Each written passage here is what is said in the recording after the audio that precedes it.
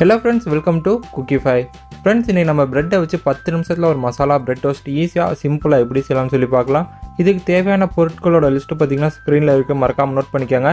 Friends, இதுவரைக்கும் நீங்க நம்ம சேனல் சப்ஸ்கிரைப் பண்ணாம இருந்தீங்கன்னா சப்ஸ்கிரைப் பண்ணிக்கோங்க. இந்த ரெசிபி உங்களுக்கு பிடிச்சிருந்தா மறக்காம இந்த வீடியோக்கு லைக் பண்ணிட்டு உங்க ஃப்ரெண்ட்ஸ் அண்ட் ஃபேமிலி கூட ஷேர் பண்ணிக்கோங்க. ஒரு மிக்சிங் பவுலில் நான் இந்த ரெசிபிக்காக ஒரே ஒரு முட்டை உடச்சி ஆட் பண்ணியிருக்கேங்க. இது கூட பார்த்தீங்கன்னா மீடியம் சைஸ் வெங்காயத்தில் ஒரு ஹாஃப் ஆனியன் மட்டும் கட் பண்ணி ஆட் பண்ணியிருக்கேங்க.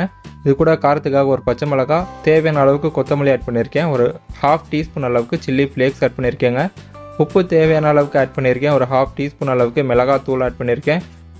ஒரு சிட்டிகை மஞ்சள் தூள் ஆட் பண்ணியிருக்கேன். 100 ml அளவுக்கு பால் ஆட் பண்ணியிருக்கேன். இப்போ இது எல்லாத்தையும் சேர்த்து நல்லா மிக்ஸ் பண்ணிக்கோங்க.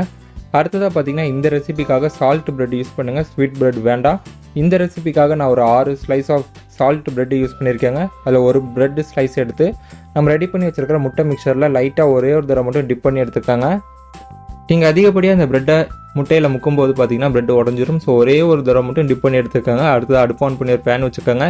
பேன் ஹீட் ஆனதும் இதில் கொஞ்சமாக வெண்ணெய் இல்லைனா நெய்யை இந்த மாதிரி லைட்டாக ஸ்ப்ரெட் பண்ணி விட்டுட்டு இப்போ நம்ம முட்டையில் முக்கி வச்சுருக்க பிரெட்டை 2 சைடுமே நல்லா பொன்னிறம் ஆகிற வரைக்கும் லோ ஃப்ளேமில் வச்சு டோஸ்ட் பண்ணிக்கலாங்க.